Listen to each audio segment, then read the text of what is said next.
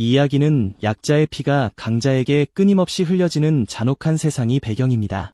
이곳에서는 가장 강력한 자만이 그 피를 마시고 혼돈 속에서 살아남을 수 있습니다. 어둡고 빽빽한 숲속, 사슴처럼 생긴 생물이 평화롭게 풀을 뜯고 있습니다. 하지만 자신이 사냥꾼들에게 감시당하고 이미 사냥감으로 찍혔다는 사실을 알지 못합니다. 덤불 속에 숨어있는 주인공이 누군가에 침착하라는 조언에 따라 활을 쏠 준비를 합니다. 그는 완벽한 한 발을 위해 온 힘을 다해 활 시위를 당깁니다. 동료가 신호를 보내자 그는 무방비 상태의 동물을 향해 화살을 날립니다. 하지만 그가 화살을 쏘는 순간 숲속에 큰 소리가 울려 퍼지고 그 생물은 소리에 놀랍니다. 절망에 빠진 노인이 주인공의 이름인 요한을 외칩니다.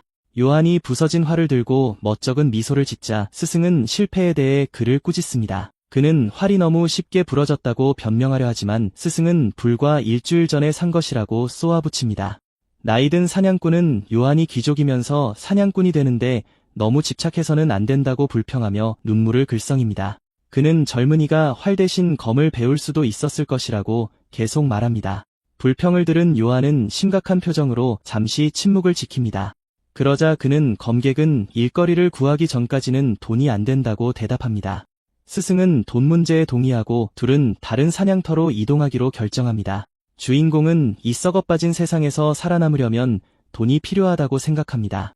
그의 이름은 요한 아이츠이며 전생에 사고를 당한 후 이 세계로 환생했다는 사실이 밝혀집니다. 귀족으로 다시 태어났음에도 불구하고 그는 가문의 서열 최하위이며 아무것도 물려받지 못할 것입니다. 현재로 돌아와 그의 동료는 그들 앞에 야생 늑대 무리가 나타나자 경고합니다. 그러자 늑대들은 공터에 있는 두 사냥꾼에게 날카로운 이빨을 드러내며 맹렬하게 돌진합니다. 나이든 사냥꾼은 망설임 없이 꽁무니를 빼고 요한을 남겨둔 채 공포에 질려 달아납니다. 하지만 주인공은 침착함을 유지하며 자신이 다시 태어난 세계의 본질에 대해 생각하기 시작합니다. 그는 이곳이 잔혹한 중세시대를 매우 현실적이고 암울하게 묘사한 곳임을 이해합니다. 그 잔인함이 너무나 커서 세상을 떠난 자들조차 이 황량한 곳에서 안식을 찾지 못하는 것 같습니다. 그의 동료는 시신들이 자기 마을에서 온 것인지 궁금해하지만 요한은 알 수 없다고 말합니다. 그러자 청년은 이 세상에서 약자는 강자에게 잡아먹히기를 기도할 뿐이라고 단언합니다. 그것을 염두에 두고 그는 쉬운 표적이 되지 않기로 결심하며 주먹을 꽉 쥡니다. 그 운명을 피하기 위해 그는 빛나는 눈으로 자신에게 필요한 것은 오직 엄청난 돈뿐이라고 외칩니다. 그는 처음 이곳에 왔을 때 특별한 기술이나 상태창을 바랐던 것을 기억합니다. 하지만 그런 일은 일어나지 않았기 때문에 그는 주된 목표를 한 가지, 즉 돈을 버는 것으로 바꾸었습니다. 돈만 있으면 이 영지를 떠나 상인이나 농부가 되는 등 원하는 것은 무엇이든 할 수 있었습니다. 그가 탐욕스러운 생각에 잠겨있는 동안 스승이 근처에서 발견한 것을 보라고 그를 부릅니다. 사냥꾼은 그에게 지혈의 좋은 인프의 풀이라는 희귀한 약초를 보여줍니다. 요한은 주저없이 그의 손에서 식물을 낚아채며 그것이 얼마나 비싸고 귀중할지에 대해서만 생각합니다. 우스꽝스러운 표정을 지으며 그는 속으로 돈을 줘서 고맙다고 생각하고 그의 동료는 완전히 할 말을 잃습니다. 잠시 후 요한은 땅에 있는 작은 주머니를 가리키며 스승이 무언가를 떨어뜨렸다고 말합니다. 그가 주머니를 집어들자 사냥꾼은 자기 것이 아니라고 말하며 숲속 깊이 들어오는 사람이 없는데 이상하다고 생각합니다. 갑자기 스승은 끔찍한 것을 깨달은 듯 눈을 크게 뜨고 충격받은 표정을 짓습니다. 두 사람은 숲의 어둠 속에서 이상한 소리가 들려오자 깜짝 놀라 고개를 듭니다. 갑자기 절박한 목소리가 나무들 사이로 울려 퍼지며 정처 없이 달리면서 도움을 요청합니다. 비명과 늑대들의 으르렁거리는 소리를 듣고 요한과 그의 동료는 겁에 질려 소리가 나는 쪽을 바라봅니다. 그들은 성난 늑대 무리에게 둘러싸여 나무 위에 몰린 어린 소녀를 발견합니다. 스승은 그녀가 로버트의 딸 데리라는 것을 알아보고 아이가 숲속 깊은 곳에서 무엇을 하고 있는지 궁금해합니다. 늑대들은 평소보다 더 크고 공격적으로 보이며 소녀에게 이빨을 드러내고 으르렁거립니다. 겁에 질린 사냥꾼은 자기들끼리 그렇게 많은 늑대를 감당할 수 없다며 도움을 청하러 물러나자고 제안합니다. 하지만 요한은 그가 도망치는 것을 막고 위험을 향해 나아가기로 결심하여 노인을 놀라게 합니다.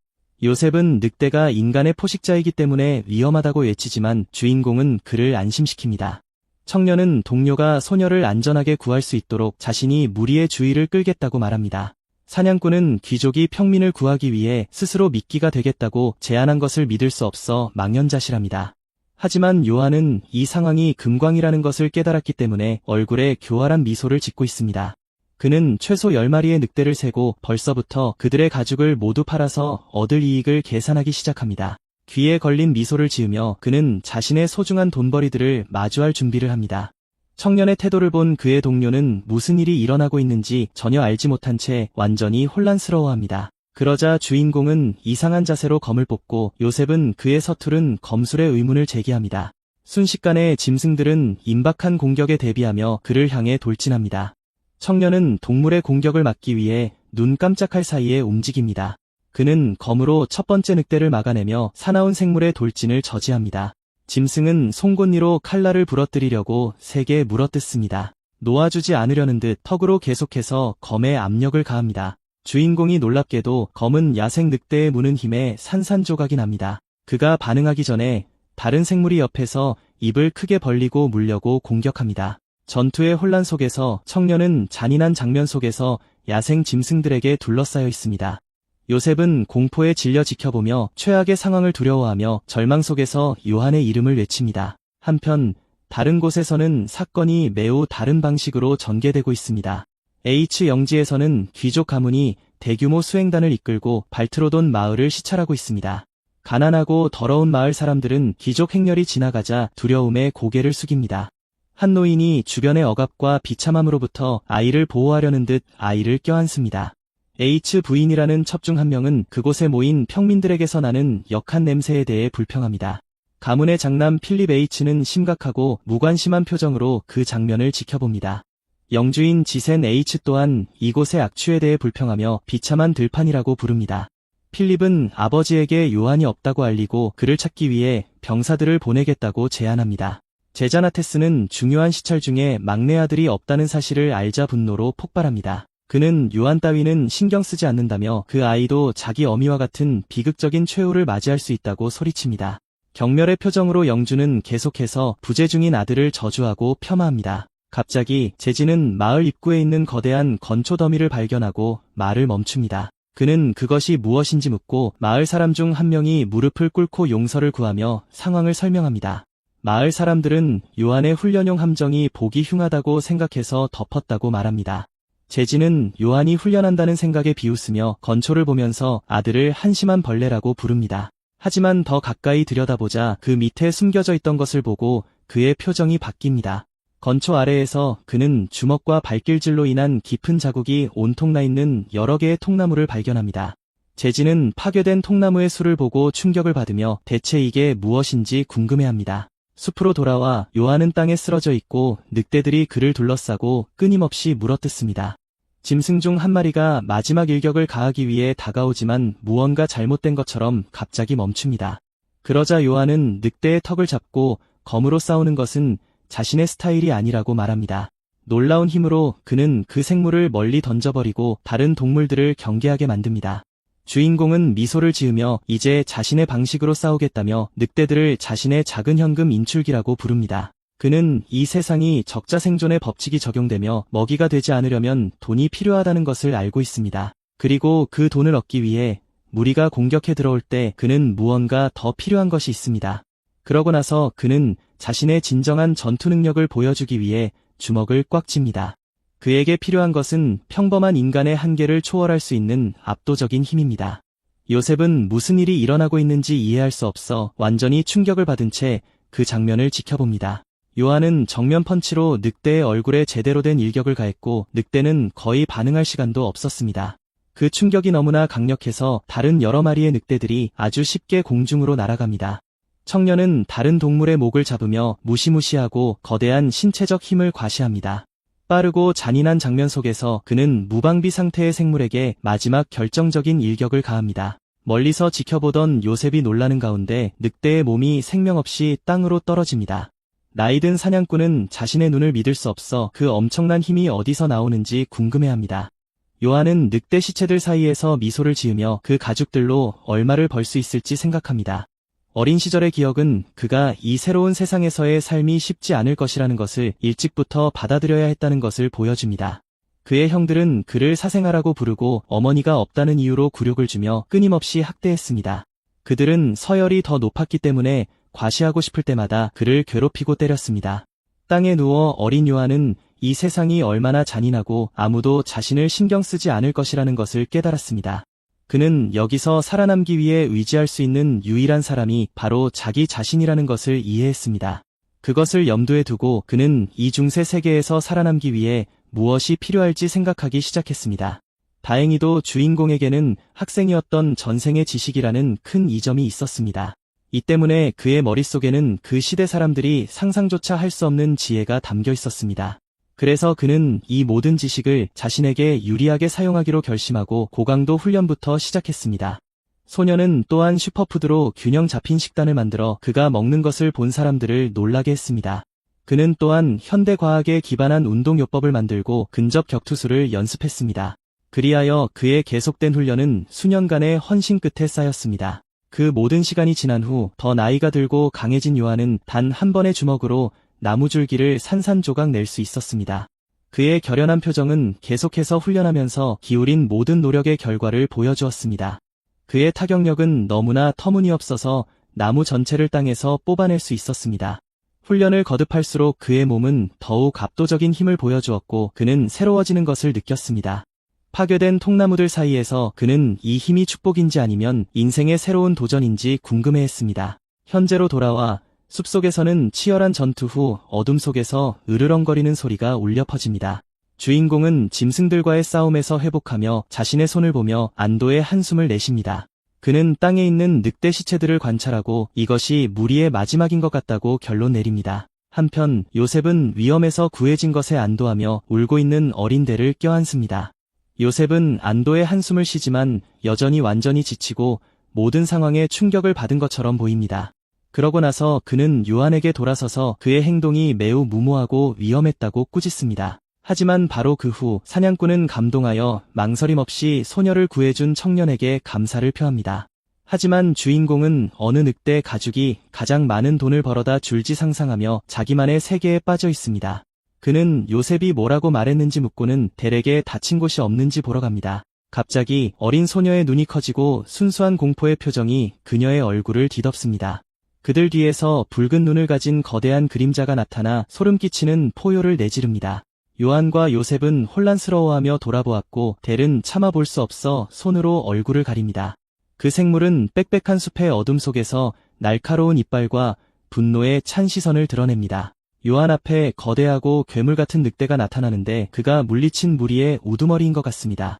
요셉은 진짜 괴물과 마주하고 있다는 것을 깨닫고 완전한 공황 상태에서 비명을 지릅니다. 그는 소녀를 붙잡고 군대만이 저것을 감당할 수 있으니 도망쳐야 한다고 경고합니다. 하지만 주인공은 미소를 지으며 그 생물에게 이 무리의 우두머리냐고 묻습니다. 그는 괴물의 부하들을 해치운 것에 대해 사과하며 그들의 가죽이 비싼 값어치를 한다고 언급합니다. 거대한 짐승은 순수한 증오의 눈빛으로 청년을 쳐다보았고 그 눈은 강렬한 붉은 빛으로 빛났습니다. 요한은 괴물이 자신을 먹잇감으로 보고 있다는 것을 깨닫고 자신감 넘치는 미소를 짓습니다. 그러자 그 생물은 거대한 입을 벌리고 숲 전체에 울려 퍼지는 귀청이 터질 듯한 포효를 내지릅니다. 주인공은 동요하지 않고 그것이 무엇이든 상관없다며 짐승을 향해 돌진합니다. 청년은 땅에서 거대한 돌을 집어들고 이 녀석의 가죽은 훨씬 더 비쌀 것이라고 외칩니다. 그리고 초인적인 힘으로 그는 돌을 던져 괴물의 머리에 정통으로 맞춥니다. 돌이 괴물에게 정통으로 맞자 괴물은 정면 충격으로 고통과 분노의 포효를 내지릅니다. 하지만 요한은 동물의 가죽에 흠집을 냈다며 이제 가격이 떨어질 것이라고 불평하며 좌절감에 소리칩니다. 증오로 빛나는 붉은 눈으로 그 생물은 맹렬하게 으르렁거리며 주인공을 노려봅니다. 그러자 짐승은 입을 벌리고 숲 전체를 뒤흔드는 듯한 강력한 울음소리를 냅니다.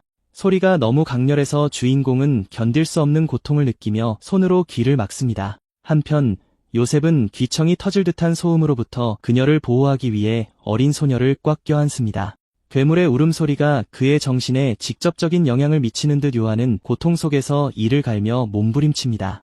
그는 어지러움을 느끼고 시야가 흐려지기 시작하며 자신에게 무슨 일이 일어나고 있는지 궁금해합니다. 갑자기 검으로 싸우는 두 전사의 이상한 환영이 그의 마음속에 갑자기 스쳐 지나갑니다. 그 장면은 너무나 강렬하고 현실적이어서 청년은 그 고대 기억의 고통을 느끼며 절망 속에서 비명을 지릅니다. 곧이어 그는 땅에 쓰러져 헐떡이며 방금 자신에게 무슨 일이 일어났는지 혼란스러워합니다.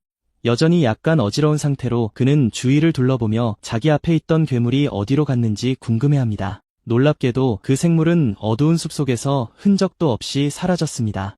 그는 땅에 쓰러져 기절한 듯 깊이 잠든 요셉과 델을 발견합니다. 주인공은 다가가서 그들이 단지 잠들어 있고 이제 모두 안전하다는 것을 깨닫습니다. 무슨 일이 있었는지는 모르지만 다른 괴물들이 나타날 수도 있으니 요셉을 데리고 돌아갑니다. 그러자 청년은 사냥꾼을 어깨에 메고 어두운 숲속을 걷기 시작합니다. 그는 걸으면서 늑대 가죽을 가져가지 못하는 것을 아쉬워하지만 나중에 수레를 가지고 돌아오겠다고 약속합니다. 밤은 깊어지고 보름달이 음침한 숲의 나무들 사이로 그들의 길을 비춥니다. 마을에 가까워지자 그는 불이 켜져 있는 것을 보고 그들이 델을 찾고 있는지 궁금해합니다. 그러고 나서 그는 아버지가 그를 칭찬하고 모든 사람 앞에서 그를 후계자로 지명할 것이라고 공상하기 시작합니다. 하지만 그는 곧 그 생각을 버리고 굶주림을 면하기 위해 적어도 경비대 자리는 얻을 수 있을 것이라고 생각합니다. 그러나 마을에 가까워질수록 그는 이상한 것을 알아차리고 표정이 완전히 바뀝니다. 켜진 햇불의 빛이 어둠을 밝히며 많은 사람들이 있는 것을 드러냅니다. 갑자기 그는 사방에 병사들과 말들이 있는 가족의 시찰단과 마주치게 됩니다. 주인공은 자신이 처한 곤경을 깨닫고 충격적인 표정으로 완전히 망연자실합니다. 그의 형 필립은 아버지가 시찰하는 동안 어디에 있었냐고 맹렬하게 소리칩니다. 청년은 마침내 그날의 중요한 행사를 기억하고 자신이 완전히 망했다는 것을 깨닫습니다. 말에 올라탄 그의 아버지는 순수한 경멸과 분노의 표정으로 그를 건방진 놈이라고 부릅니다. 그러자 영주는 말에서 내려 갑옷을 신은 장화를 땅에 굳게 디딥니다. 요한은 요셉을 땅에 내려놓고 긴급한 일이 있었다고 설명하려 하지만 그의 아버지는 들으려고 하지 않습니다. 제지는 손에 거대하고 정교한 도끼를 든 채 당장 입을 다물라고 말합니다. 가장은 감히 자신을 무시한 아들의 머리를 쪼개버리겠다고 위협하며 억눌렀던 모든 분노를 표출합니다. 병사들이 든 햇불빛이 한밤중 아버지와 아들 사이의 긴장된 장면을 비춥니다. 필립은 계속해서 동생에게 소리치며 그가 자리를 비워 아버지를 무시했다고 비난합니다. 요한은 마침내 그날 시찰에 대해 완전히 잊고 있었다는 것을 깨닫습니다. 그의 아버지는 그를 철없는 사생아라고 부르며 완전한 경멸을 드러내며 다시 그를 모욕합니다. 그 남자는 상황이 매우 심각하다는 것을 보여주며 무겁고 위협적인 발걸음으로 다가옵니다. 주인공은 다시 변명하려 하지만 말을 시작하기도 전에 말을 끊깁니다. 지센이 그를 향해 도끼를 들자 지센은 아들을 도끼로 위협하며 자신을 무시한 오만한 머리를 박살내겠다고 외칩니다. 주인공은 속으로 겨우 살아남았는데 이제 가죽도 못 얻고 이 소리를 들어야 한다고 불평합니다. 하지만 그는 미소를 지으며 이 상황을 절호의 기회로 바꿀 수 있다는 것을 깨닫습니다. 그래서 요한은 일부러 결석한 것이 아니라 숲에서 사람들을 구하고 있었다고 설명하기 시작합니다. 그 순간 군중 속에서 한 남자가 델의 이름을 외치며 의식을 잃은 어린 소녀에게 달려갑니다. 눈물을 글썽이며 그는 딸을 껴안고 그녀가 괜찮고 자기 품에 안전한 것에 대해 신께 감사합니다. 그 남자는 오랫동안 찾아 헤맨 끝에 딸을 무사히 찾은 것에 안도하며 계속해서 웁니다. 요한은 기회를 포착하고 소녀가 늑대들에게 둘러싸여 있었고 자신이 그녀를 구하기 위해 싸웠다고 설명합니다. 마을 사람들은 충격을 받고 그는 그들을 보호함으로써 기사의 아들로서의 의무를 다했다고 말합니다.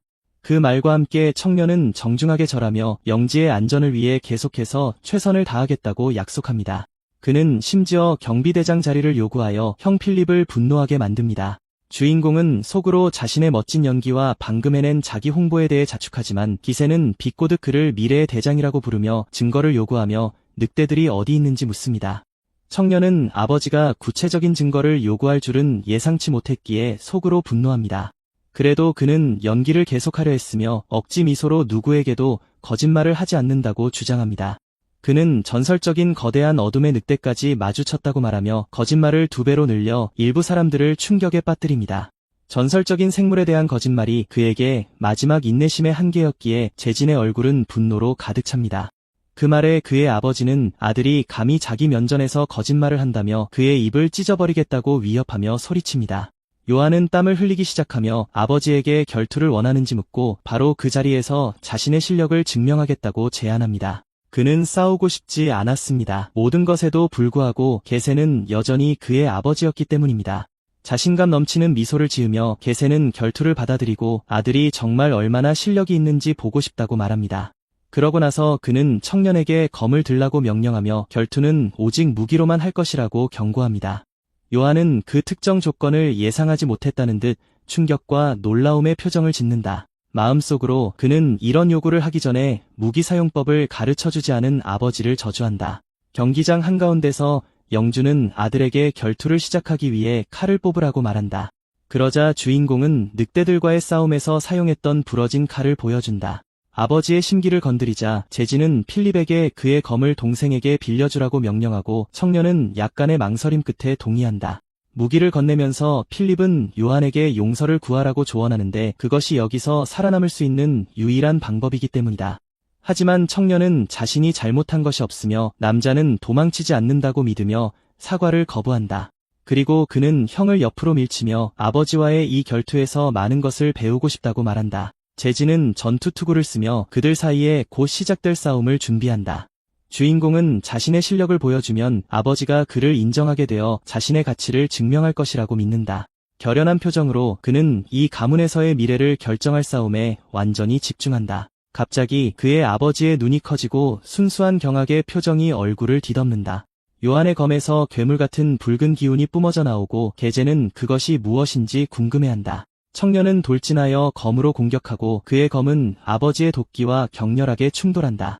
충격이 너무 강해서 게젠의 도끼날이 여러 조각으로 부서지기 시작한다. 타격의 힘이 무기를 타고 내려가 영주를 덮치고 그는 충격으로 고통스럽게 신음한다. 충격은 계속해서 퍼져나가며 주인공이 아버지에게 가한 공격에 엄청난 힘을 보여준다. 제지는 뒤로 밀려나지만 뒤로 날아가지 않기 위해 땅에 발을 박는다. 제지는 막내 아들의 대담함의 분노를 거의 참지 못하고 분노에 차 이를 간다. 완전히 격분한 그는 도끼를 들고 자신의 아들을 쓸모없는 기생충이라고 부르며 소리친다.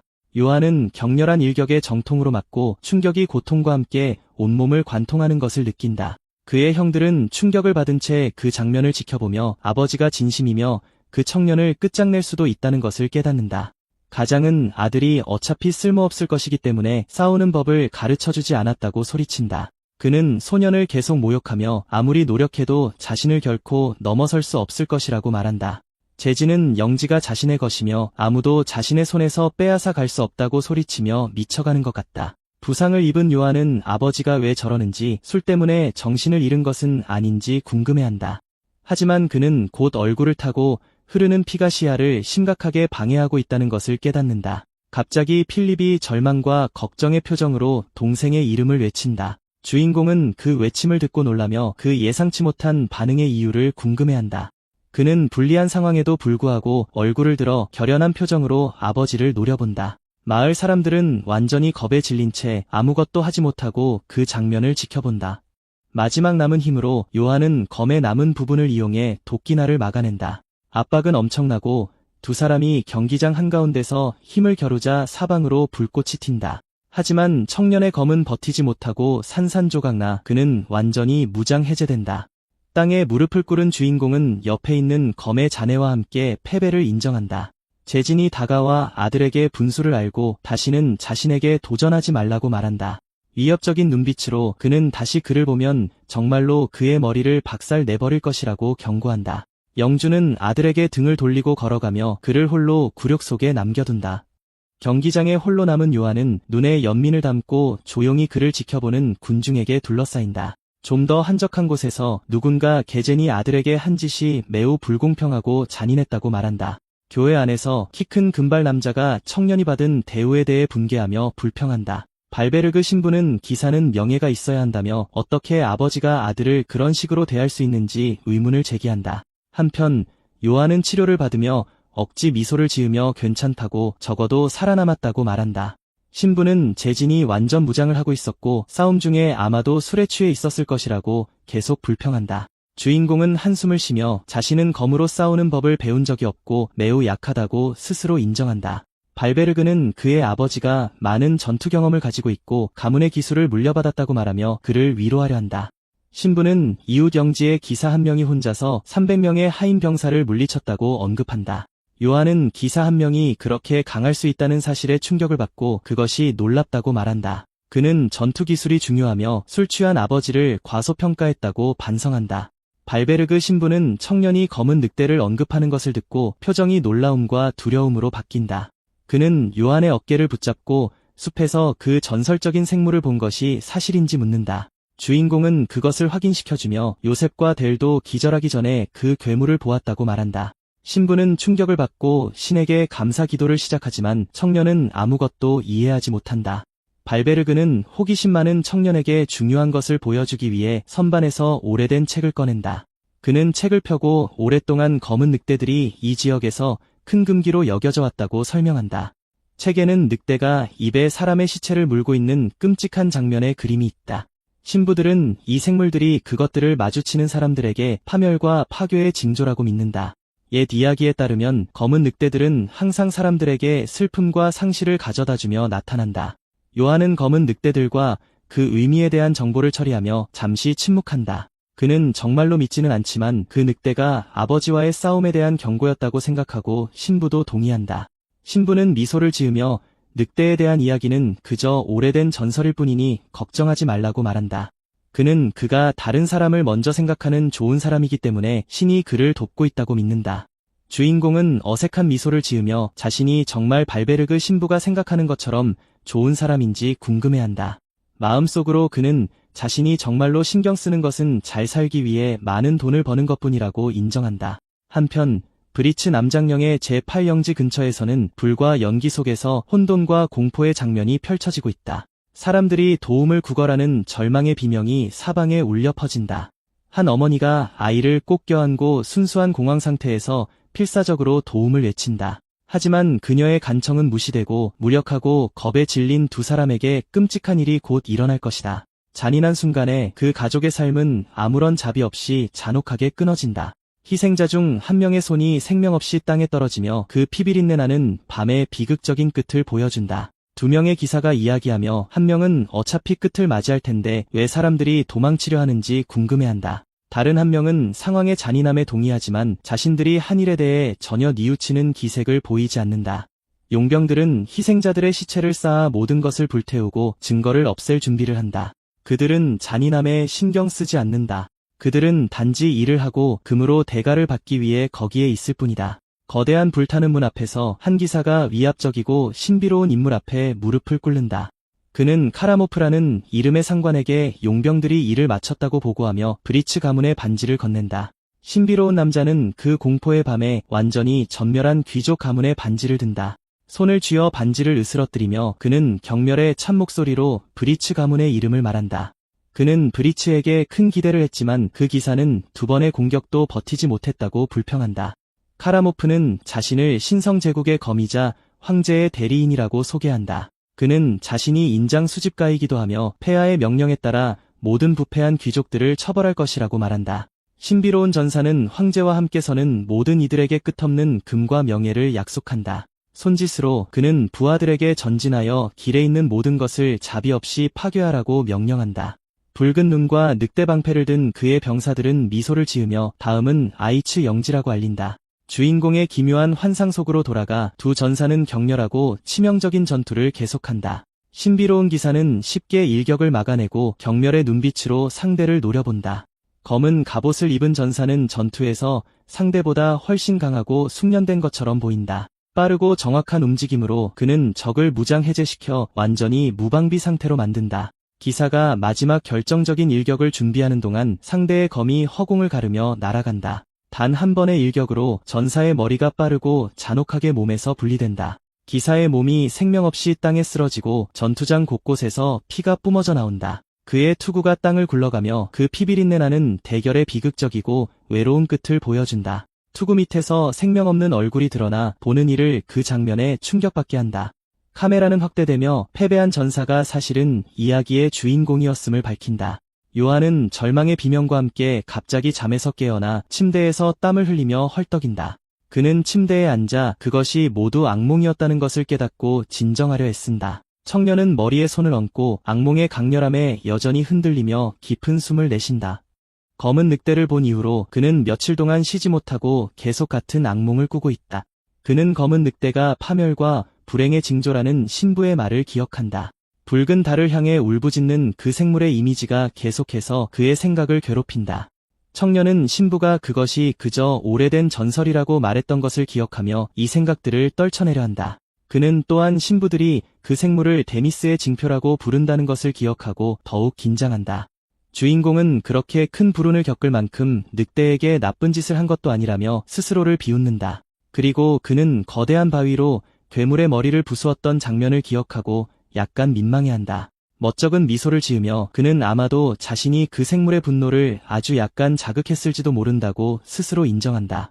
청년은 이 쓸데없는 생각들을 접어두고 더 강해지기 위해 훈련에 집중하기로 결심한다. 해가 지는 언덕 위에서 그는 결심과 집중력으로 운동 루틴을 시작한다. 갑자기 한 목소리가 그를 쓸모없는 녀석이라고 부르며 하루의 끝에 하는 힘든 운동을 방해한다. 그것은 그의 형들로 조용히 지내고 눈에 띄지 말라는 아버지의 말을 상기시킨다. 그들은 그가 호되게 당한 후에도 여전히 자신이 강하다고 생각하는 것을 건방지다고 부르며 계속해서 조롱한다. 두 사람은 그가 말만 번지르르하고 행동은 없다고 비난하며 장작을 패는 것만으로는 더 강해지지 않을 것이라고 말한다. 그들은 미소를 지으며 통나무를 부수는 것은 그저 저급한 장기자랑일 뿐이라며 그의 기술을 비웃는다. 요한은 자신이 결코 경비대에 들어갈 수 없을 것이라는 조롱을 조용히 듣는다. 그는 주먹을 꽉 쥐고 자신의 힘을 보여줄 준비를 하며 앞의 나무에 집중한다. 단 한 번의 주먹으로 그는 인상적인 힘으로 나무 줄기를 여러 조각으로 박살낸다. 그의 형들의 눈은 튀어나오고 턱은 충격으로 벌어져 방금 본 것을 믿을 수 없어한다. 주인공은 일격으로 나무를 반으로 부러뜨려 그의 강도 높은 훈련의 결과를 보여준다. 그는 사악한 미소를 지으며 형들에게 돌아서서 방금 한 말을 반복해 보라고 한다. 겁에 질린 두 형은 일어난 모든 일을 아버지에게 일러 바치겠다고 약속하며 허둥지둥 도망친다. 요한은 한숨을 쉬며 앞으로 어떻게 먹고 살지 생각도 안 하는 한심한 바보들이라고 말한다. 그는 더 이상 다른 사람들에 대해 걱정하지 않고 더 강해지기 위해 훈련으로 돌아가기로 결심한다. 갑자기 뒤에서 한 목소리가 형들이 아버지에 대해 한 말이 사실이라고 말하며 그를 방해한다. 다가온 것은 필립으로 아버지가 그를 어떤 직책에도 임명할 의사가 없다는 것을 확인시켜준다. 주인공은 놀라지 않으며 적어도 교수대에 보내지지 않은 것이 다행이라고 말한다. 형은 실망하지 않았냐고 묻지만 요한은 다른 생계 수단을 찾을 것이라고 말한다. 필립은 아버지가 동생을 두려워하기 때문에 그를 그토록 경멸하며 대하는 것이라고 밝힌다. 요한은 형의 충격적인 폭로를 듣고 침묵에 빠지며 표정이 심각해진다. 필립은 그의 힘이 순종적이고 복종적인 아들들을 선호하는 아버지에게 위협이 된다고 설명한다. 그는 아버지가 자신처럼 복종하는 아들을 원하며 요한은 너무 독립적이라고 계속 말한다. 제지는 언젠가 아들의 힘이 자신이 자기 아버지에게 그랬던 것처럼 모든 것을 빼앗아 갈 것이라고 믿는다. 청년은 그 이야기에 놀라지만 곧 그 모든 것이 말도 안 되는 소리라며 웃어넘긴다. 필립은 하인에게 가방을 가져오라고 하고 동생에게 무언가를 줄 준비를 한다. 하인이 가방을 열어 그 내용물을 주인공에게 보여주고 주인공은 그것이 무엇인지 궁금해한다. 요한은 가방 안에 무엇이 있는지 궁금해하며 놀라서 눈을 크게 뜬다. 형은 그것이 성에 보관되어 있던 코트와 갑옷의 흉갑이라고 설명한다. 그는 유능한 사람을 내칠 만큼 어리석지 않으며 아버지와는 다르다고 말한다. 결연한 표정으로 요한은 형 필립의 말을 주에 깊게 듣는다. 필립은 자신이 영지의 영주가 되면 그를 아이츠가르드의 대장으로 임명하겠다고 약속한다. 요한은 형의 비난에 맞서 자신은 애초에 문제를 일으키지 않는다고 소리치며 자신을 변호한다. 필립은 그에게 무언가를 던져주고 돌아서서 주인공을 선물과 함께 홀로 남겨두고 떠난다. 아름다운 장면 속에서 수평선 너머로 해가 지자 형은 하인과 함께 걸어간다. 주인공은 두 사람이 떠나는 것을 지켜보는데 갑자기 이상한 기분이 든다. 그는 갑옷의 흉갑을 보고 그것이 악몽에서 본 것과 똑같은 것임을 깨닫는다. 눈을 크게 뜬 채 그는 그 갑옷을 입으면 꿈에서처럼 비극적인 결말을 맞이하게 될지 궁금해한다. 하지만 왠지 모르게 그는 이 운명을 극복하고 자신의 이야기의 흐름을 바꿀 수 있을 것 같은 느낌이 든다. 아무런 증거도 없지만 그는 자신의 직감을 믿고 받은 장비를 착용하기로 결심한다. 그는 갑옷과 망토를 입으며 더 강해지고 다음에 올 어떤 일에도 더 잘 대비된 느낌을 받는다. 해가 완전히 지고 밤이 찾아와 청년에게 새로운 도전과 모험을 가져다준다. 마을의 한 선술집에서 마을 사람들은 최근 마을에서 일어난 일들에 대해 흥분하며 이야기한다. 한 남자는 모두에게 요한이 델과 요셉을 늑대들로부터 구한 순수하고 정의로운 영웅이라고 말한다. 다른 사람들은 그가 술주정뱅이의 바람둥이인 아버지보다 훨씬 더 고결하다고 말하며 동의한다. 후드를 쓴 남자는 부엉이 맥주잔을 들고 대화를 들으며 조용히 웃는다. 또 다른 마을 사람은 영주에 대한 비판에 동의하며 맥주잔을 너무 꽉 쥐어 산산조각낸다. 델의 아버지는 술은 자신이 쏘겠다며 모두가 원하는 만큼 마실 수 있다고 선언한다. 그는 잔을 들고 위험에서 딸을 구해준 정의로운 기사 젊은 요한을 위해 건배한다. 남자 중 한 명이 후드를 쓴 낯선 사람에게 전에는 본 적이 없다며 누구인지 묻는다. 신비로운 인물은 마을 사람들이 낯선 사람 앞에서 자신들의 영주를 험담하는 것을 두려워하지 않는다고 비꼬듯이 말한다. 두 남자는 초조해하며 새로운 사람 앞에서 방금 저지른 실수를 깨닫고 말문이 막힌다. 사악한 미소를 지으며 후드를 쓴 남자는 그들의 이야기가 흥미롭다며 더 자세한 내용을 묻는다. 두 마을 사람은 선술집에 있는 신비로운 인물의 위협적인 시선에 완전히 겁에 질린다. 그는 요한 아이츠에 대해 더 알려달라 요구한다. 긴장감 속 발트로 된 마을의 밤이 깊어갈 때 주인공은 대장이 될 미래를 꿈꾸며 행복하게 휘파람을 불며 마을을 걷는다. 그는 필립이 영주가 되면 영광으로 가는 황금길이 마침내 열릴 것이라고 상상한다. 갑자기 그는 길 한가운데서 이상한 것을 발견한 듯 멈춰서서 옆을 쳐다본다. 그는 땅에 쓰러져 있는 취객을 발견하고 미래의 대장이 시민을 그냥 무시할 수는 없다고 생각한다. 미소를 지으며 그는 도와주기 위해 다가가서 그 남자를 집에 데려다 주겠다고 제안한다. 하지만 그 남자를 건드리자 그는 목에 차가운 것을 느끼고 표정이 놀라움으로 바뀐다. 취객으로 추정되는 사람은 사실 그의 목에 단검을 들이대며 기습 공격하는 암살자이다.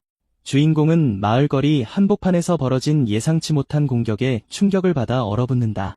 멀리 있는 작은 나무집이 그 위험한 밤의 어둠 속 유일한 피난처인 것 같다. 빠른 움직임으로 요한은 공격에서 벗어나 신비로운 암살자로부터 물러선다. 그는 그 공격이 아버지의 소행인지 궁금해하지만 아버지는 직접 왔을 것이라며 그 생각을 떨쳐버린다. 그는 계모와 필립을 생각하지만 형이 자신에게 이런 짓을 할 것이라고는 의심하지 않는다. 청년은 누가 자신을 끝장내기 위해 암살자를 보냈는지 알아낼 수 없어 좌절한다. 그는 후드를 쓴 남자에게 돌아서서 진지하고 결연한 표정으로 무엇을 원하는지 묻는다. 주인공은 목숨을 대가로 가진 모든 것을 제안하지만 암살자는 관심이 없는 것 같다. 신비로운 남자는 필요한 것보다 훨씬 많은 돈을 이미 가지고 있다고 차갑게 대답한다. 요한은 돈이 동기가 아니라면 암살자가 무엇을 원하는지 전혀 알 수 없어 절망에 빠진다. 암살자는 젊은 요한에게 질문을 하나 하겠다며 날카로운 단검으로 그를 위협한다. 그는 대답이 마음에 들지 않으면 주저없이 행동할 것이라고 경고한다. 남자의 단검에는 검은 무언가가 묻어있고 그는 그것을 주인공의 목에 댄다. 요한은 초조해하며 질문에 잘못 대답하면 그 남자가 자신을 제거할지 궁금해한다. 그는 전생의 면접을 기억하고 완벽한 대답을 준비한다. 암살자는 질문할 준비를 하고 청년은 듣고 대답할 용기를 낸다. 후드 아래로 신비로운 눈빛을 한 남자가 결정적인 질문을 하기 위해 몸을 숙인다. 그는 주인공의 체격을 칭찬하며 정말 그 돼지 지젠 아이츠의 아들인지 묻는다.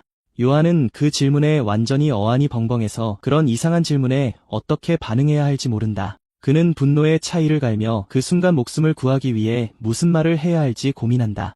매우 초조하게 그는 때로는 돼지 혈통에서 사자가 태어날 수도 있다고 대답한다. 암살자는 잠시 침묵하여 주인공을 상황에 대해 더욱 긴장하게 만든다. 요한은 자신이 잘못된 대답을 했는지 그리고 그것 때문에 이미 자신의 운명이 결정되었는지 궁금해한다. 갑자기 후드를 쓴 남자가 크고 소름 끼치게 웃기 시작하여 청년을 혼란스럽게 만든다. 암살자는 대답이 마음에 들었지만 그를 보내주기를 거부하여 그를 절망하게 만든다. 사악한 미소를 지으며 그는 이 순간부터 요한 아이츠는 자신에게 속하며 다른 누구에게도 속하지 않는다고 말한다. 주인공은 충격에 빠져 신비로운 남자가 그 말로 무엇을 의미하는지 이해할 수 없다.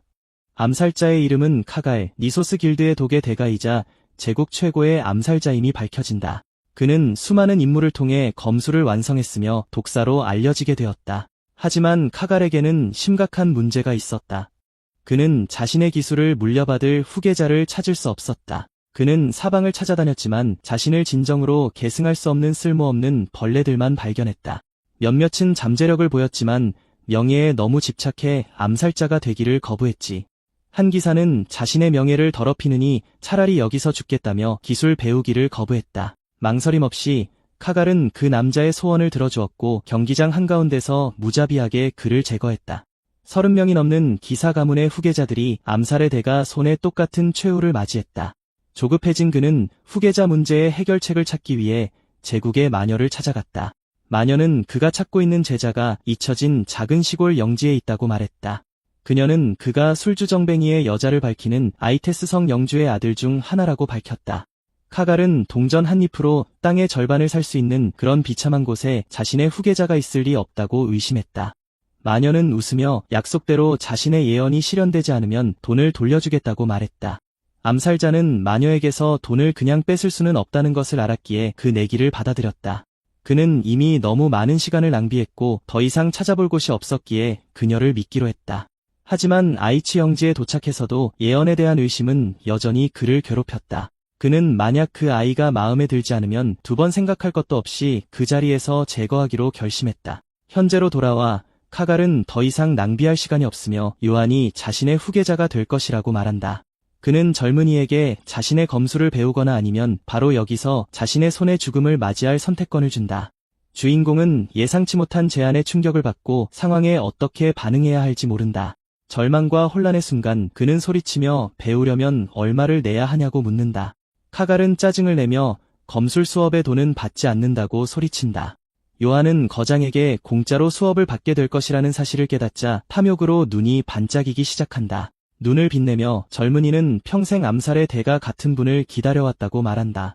그러자 카갈은 자신의 검술은 명예로운 기사의 것이 아닌 암살자의 것이라고 경고한다. 그는 자신의 기술을 배우면 평생 가문의 수치로 낙인 찍힐 것이라고 경고한다. 하지만 요한은 명예나 수치 따위는 신경 쓰지 않는다며 가르쳐 달라고 애원한다. 암살자는 평생 찾아다녔지만 이런 녀석은 처음 만난다며 수락한다. 그때 주인공은 무언가 떠올리며 새로운 스승에게 중요한 세부 사항에 대해 묻는다. 돈에 눈이 반짝이며 그는 수업을 잘 배우면 용돈을 받을 수 있는지 묻는다. 카갈은 이 아이는 정말 다른 놈들과는 다르다고 생각하며 심각한 표정으로 젊은이를 쳐다본다. 아이테스 성에서 영주가 몇몇 경비병들과 함께 말을 타고 떠날 준비를 한다. 그는 시찰이 끝났으며 아내와 장남을 남겨두고 잠시 자리를 비울 것이라고 알린다. 필립은 작별 인사를 하며 아버지가 업무로 자리를 비운 동안 성을 돌보겠다고 말한다. 요한의 계모는 의붓아들이 아무리 싸워봤자 성은 언젠가 자신의 것이 될 것이라고 말한다. 하지만 필립은 그녀의 말을 끊으며 다음 성주는 가족 중 다른 누구도 아닌 자신이 될 것이라고 말한다. 지세는 그들의 말다툼에 지쳤다며 마음대로 하라고 불평한다. 그러자 장남은 요한이 아직 돌아오지 않았다고 상기시키며 어떻게 해야 할지 묻는다. 영주는 자신에게 반항한 막내 아들의 이름만 들어도 분노에 이를 간다. 필립은 아버지의 반응이 두렵지만 평정심을 유지하며 명확한 대답을 기다린다. 그러자 지세는 그 녀석의 목숨은 자신에게 중요하지 않으니 그에게 시간을 낭비하지 말라고 말한다. 장남은 동의하며 아버지에게 사과하며 순종과 복종을 보인다. 필립은 속으로 요한이 어디에 있는지 그 순간 숲에서 무엇을 하고 있는지 궁금해한다. 카갈은 훈련을 시작하기 전에 젊은이의 실력을 확인해야 한다고 말한다. 주인공은 싸움에서 자신의 검을 너무 자주 부러뜨린다며 검을 빌려달라고 요청한다.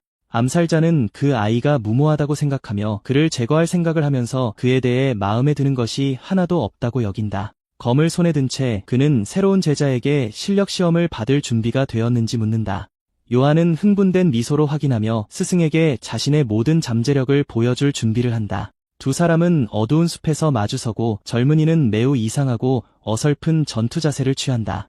카갈은 한숨을 쉬며 저 자세는 기사의 아들에게는 끔찍하다며 그를 제거하기로 결심한다. 그러자 소녀는 원하는 대로 싸워도 되냐고 묻고 스승은 어떤 방법이든 사용하도록 허락한다. 사악한 미소를 지으며 카갈은 주먹이든 돌이든 칼날이든 상관없다고 말한다. 그러자 주인공은 빌린 검을 맨손으로 부러뜨려 스승을 충격에 빠뜨린다. 검날이 부러지는 소리가 숲속에 울려 퍼지고 파편이 사방으로 튄다. 카갈은 소년의 터무니없는 힘을 믿을 수 없어 놀라움에 눈을 크게 뜬다. 그 순간 그는 마녀의 예언에 대한 모든 의심이 근거 없었음을 깨닫는다. 암살의 대가가 새로운 제자를 응시하는 동안 검의 파편들이 달빛을 반사한다. 그는 젊은이가 괴물처럼 강하며 그의 잠재력에 대한 마녀의 말이 옳았음을 깨닫는다. 자신감 있는 미소를 지으며 요한은 오직 주먹과 순수한 힘만을 사용해 공격할 준비를 한다. 보름달이 장면을 비추고 검의 파편들이 두 사람 주위로 천천히 떨어진다. 암살자는 소년의 주먹이 만들어낸 풍압의 충격을 받고 충격에 대비한다. 그는 그 일격에 맞으면 자신의 뼈와 근육이 완전히 으스러질 것을 안다.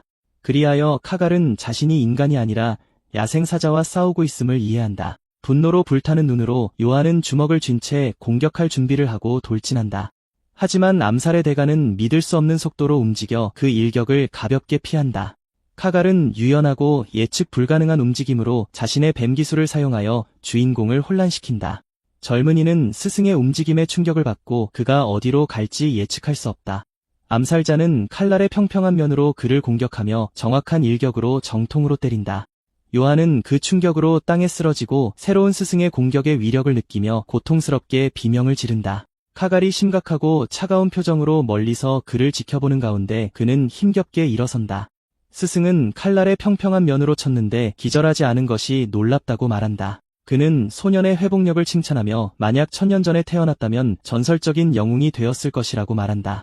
그러자 암살자는 미래에 그의 목숨을 앗아갈 수 있는 치명적인 약점에 대해 경고한다. 심각한 표정으로 그는 젊은이가 이 결점을 고치지 않으면 반드시 최후를 맞이할 것이라고 경고한다.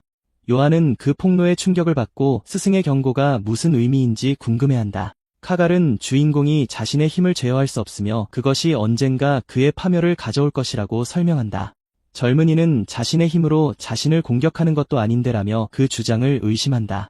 스승은 단검 한 세트를 보여주며 제자를 위한 새로운 도전을 준비한다. 그는 검을 들고 소년에게 다시 한번 온 힘과 위력을 다해 자신을 공격하라고 도전한다. 도전적인 표정으로 만약 젊은이가 자신의 검 대신 그의 검을 부수는 데 성공하면 금이라는 단어의 주인공의 눈이 탐욕으로 반짝이고 표정이 즉시 변한다. 그는 즉시 도전을 받아들이고 스승에게 약속을 지키라고 소리치며 달려간다.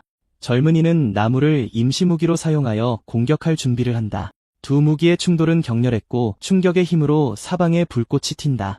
주인공은 일격의 반동을 느끼고 스승이 사용하는 힘의 이를 악문다. 눈에서 무언가 흘러내리고 그는 싸움의 충격이 자신의 몸에 부담을 주고 있음을 깨닫는다. 젊은이는 아버지와의 싸움을 기억하고 상황이 이전과 매우 유사하다는 것을 깨닫는다. 카갈은 소년이 자신의 힘에 졌으며 그것을 제어하는 법을 배워야 한다고 말한다. 그는 만약 자신의 힘을 제어하는 법을 배우지 못하면 비극적이고 피할 수 없는 최후를 맞이할 것이라고 경고한다.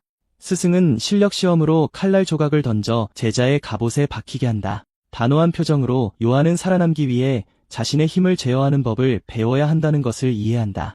카갈은 그를 관찰하며 그가 힘을 제어하는 법을 배우면 놀라운 일들이 가능해질 것이라고 말한다. 검집으로 스승은 주인공의 갑옷에 빠르고 정확한 일격을 가한다.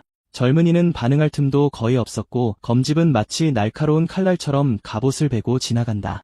그는 스승이 단지 검집만으로 자신의 갑옷을 베었다는 사실을 깨닫고 충격을 받는다.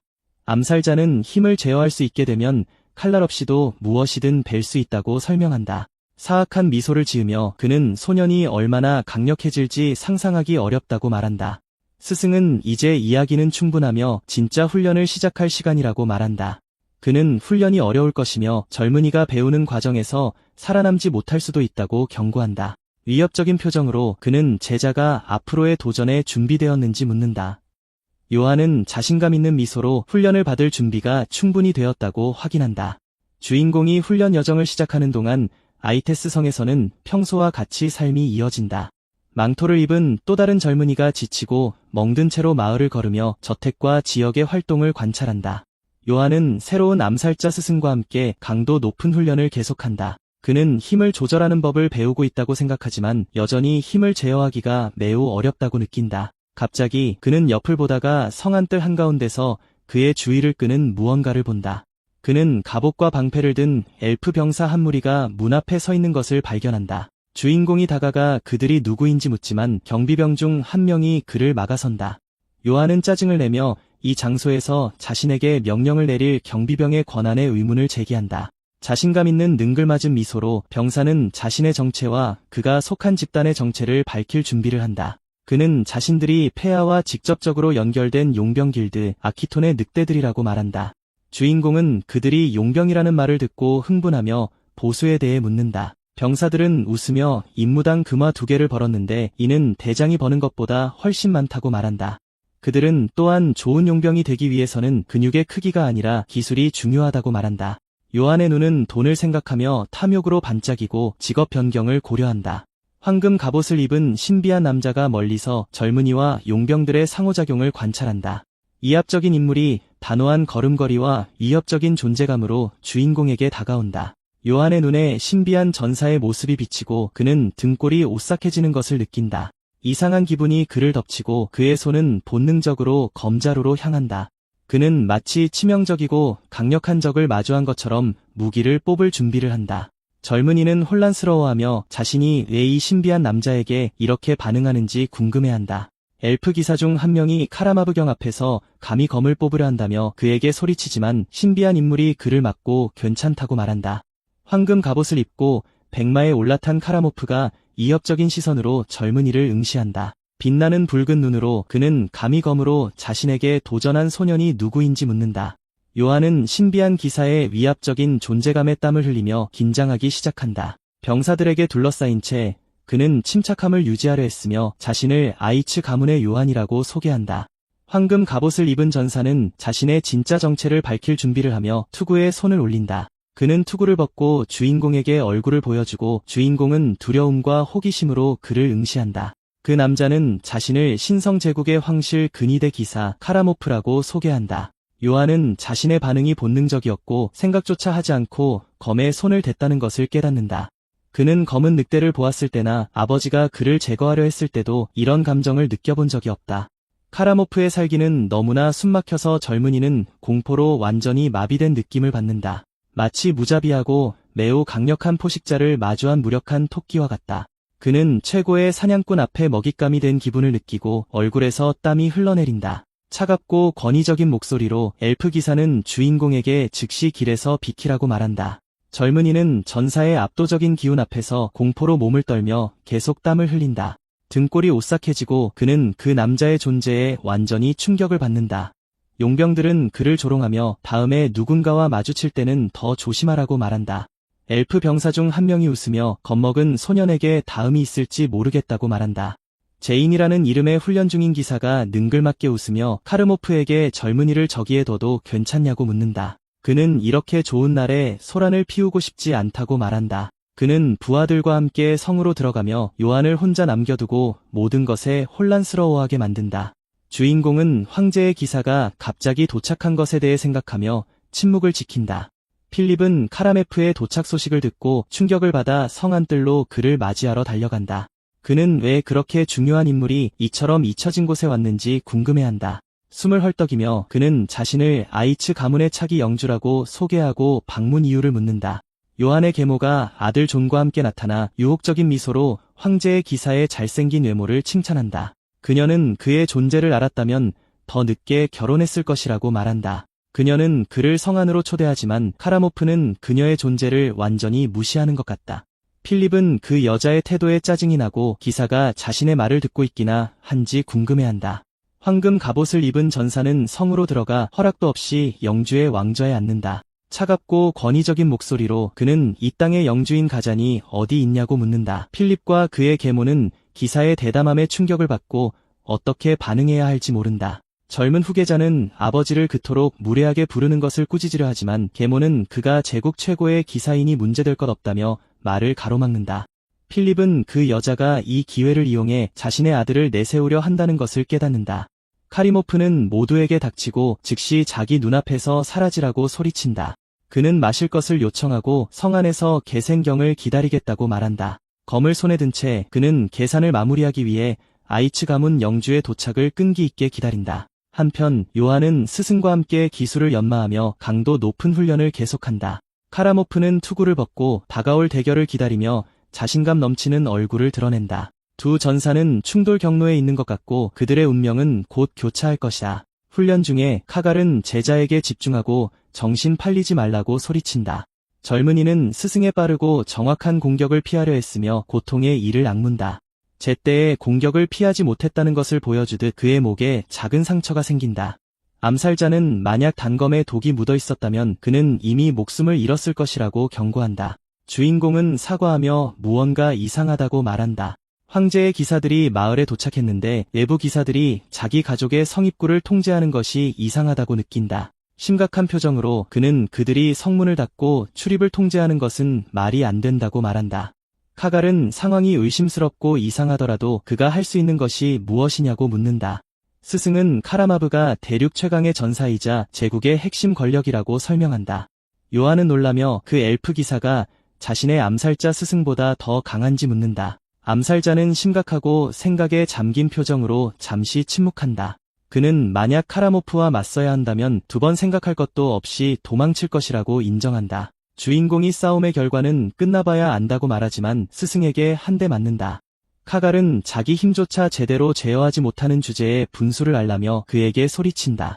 그는 검술의 기본조차 모르는 풋내기라며 기사를 상대로는 승산이 없다고 말한다. 하지만 단호한 표정으로 젊은이는 무슨 일이 닥치든 훈련하고 준비할 것이라고 말한다. 스승은 한숨을 쉬며 고집 센 제자의 도전을 받아들이고 훈련으로 돌아가라고 말한다. 2 사람은 강도 높은 훈련을 시작하고 그들의 칼날이 부딪히는 소리가 숲속에 울려 퍼진다. 카갈은 훈련을 포기하지 말고 계속 시도하라며 그를 반복해서 공격한다. 젊은이는 스승의 움직임을 따라잡고 그의 기술을 배우기 위해 모든 것을 바친다. 카갈은 제자의 한계를 시험하며 빠르고 정확한 공격으로 그를 계속 압박한다. 분노한 표정으로 스승은 젊은이에게 쉬지 말고 계속 시도하라고 소리친다. 주인공은 왜 스승을 맞힐 수 없는지 궁금해한다. 모든 순수한 힘을 가지고도 그는 검집조차 베지 못한다며 자신의 기술 부족에 좌절감을 느낀다. 암살자는 그에게 힘의 흐름과 일격을 위해 검 끝에 힘을 집중하는 방법에 대해 가르친다. 그는 젊은이에게 무기를 맹목적으로 휘두르지 말고 힘을 칼날 끝으로 전달하라고 말한다. 시간과 훈련이 계속되면서 요한은 자신의 힘을 제어하는 것이 무엇을 의미하는지 이해하기 시작한다. 카갈은 소년의 검소리가 더 날카로워지는 것을 알아차리고 그의 발전에 놀란다. 훈련은 강도 높게 계속되고 2 사람은 어두운 숲에서 치명적인 춤을 추며 공격을 주고받는다. 주인공은 마침내 감을 잡았다고 느끼며 결정적인 일격을 준비한다. 적절한 양의 힘으로 그는 공격을 위해 모든 에너지를 검 끝에 집중시킨다. 스승에게 새로운 힘을 보여줄 준비를 하면서 그의 눈은 강렬한 푸른 빛으로 빛난다. 카갈은 젊은이의 변화를 알아차리고 다음 일격이 방어하지 않으면 위험할 것이라고 감지한다. 2 사람은 칼날과 암살 기술의 충돌 속에서 서로에게 돌진한다. 단 한 번의 정확한 일격으로 요한은 마침내 스승의 검집 끝을 베는데 성공한다. 입이 귀에 걸릴 듯한 미소로 그는 성취를 축하하며 베는데 성공했다고 소리친다. 그는 마침내 감을 잡았으며 훈련 초기처럼 어렵지 않았다고 말한다. 카갈은 그것이 단지 소년의 운 좋은 일격이었을 것이라고 생각하며 조용히 그를 지켜본다. 스승은 제자를 다시 한번 시험할 준비를 하며 새로운 도전을 위해 그를 부른다. 검을 손에 든 채 그는 이번에는 봐주지 않을 것이라고 경고하며 다시 공격하라고 말한다. 주인공은 스승의 뱀 기술을 사용하며 인상적인 푸른 기운으로 그를 공격한다. 카갈은 젊은이의 기술에 깜짝 놀라 마지막 순간에 뒤로 뛰어올라 공격을 피한다. 요한은 훈련에서 다시 한번 스승을 이긴 것에 기뻐하며 뛰어오르며 승리를 자축한다. 암살자는 충격을 받으며 이렇게 빨리 배운 이 아이는 대체 어떤 녀석인지 궁금해한다. 그는 단지 힘을 제어하는 법만 가르쳤을 뿐인데 소년은 이미 비기인 뱀의 혀를 사용하고 있다. 소년은 만난 날 단 한 번 본 기술을 완벽하게 흡수했다. 그리고 스승이 놀라워하는 가운데 그는 기술의 창시자 자신보다 더 완벽하게 기술을 구사한다. 카글은 그의 새롭고 유일한 제자의 터무니없는 재능을 곱씹으며 잠시 침묵한다. 그의 경험상 기적이 일어나지 않는 한 더 이상 이 소년을 이길 수 없을 것이라고 말해주고 있었다. 제국 최강 길드의 마스터는 한숨을 쉬며 제자가 완전한 괴물이라고 중얼거린다. 한편 주인공은 기술을 배우고 생계 수단을 확보했다며 즐거워한다. 카글은 이제 가르침이 끝났으며 새벽에 숲을 떠날 것이라고 선언한다. 소년은 이제 겨우 검 쓰는 법을 익혔는데 벌써 끝이냐고 놀라며 묻는다. 스승은 마지못해 제자가 일주일도 안 되어 자신보다 강해졌음을 인정한다. 그는 자신의 검술이 사라지지 않을 것이라는 데 만족하며 소년에게 원하는 대로 살라고 말한다. 암살자는 작별 인사를 하며 이 정도의 힘에 도달하느라 고생했다고 소년에게 말한다. 주인공이 정말 떠나냐고 묻자 스승은 모닥불가에서 한 곳에 오래 머물지 않는다고 확인시켜준다. 카글은 암살자라서가 아니라 자신의 본성 때문이라고 말한다. 소녀는 그가 마주쳤던 검은 늑대 같은 불길한 징조에 대해 아는 것이 있는지 묻는다. 그는 그 괴물과의 만남과 목이 잘리는 반복되는 악몽에 대해 이야기한다. 주인공은 스승이 나타났을 때 그가 자신의 종말을 알리는 징조라고 생각했다고 말한다. 카글은 불운에는 정해진 형태가 없으며 만약 그가 자신을 제거했다면 그것이 바로 징조였을 것이라고 답한다. 모닥불가에서 암살자는 떠나기 전 제자에게 몇 가지 조언을 해줄 준비를 한다. 그는 다니스 강철로 만든 것처럼 그의 힘에 걸맞은 무기를 찾으라고 조언한다. 이 강철은 고대 유적에서만 발견할 수 있는 전설적인 마법이 깃든 금속이다. 재련법이 소실되어 그것으로 만든 무기는 극히 드물고 귀하다. 소년이 비싸냐고 묻자 스승은 평생을 모아도 살 수 없을 것이라고 말한다. 요한은 그 추천을 이해하지 못하지만 스승은 단지 그의 비참한 처지를 보여주고 싶었을 뿐이라고 말한다. 카글은 멀리서라도 다니스 강철 무기를 사용하는 자를 보면 도망치라고 조언한다. 소년은 동의하며 상대를 얕보지 않도록 그 조언을 명심하겠다고 말한다.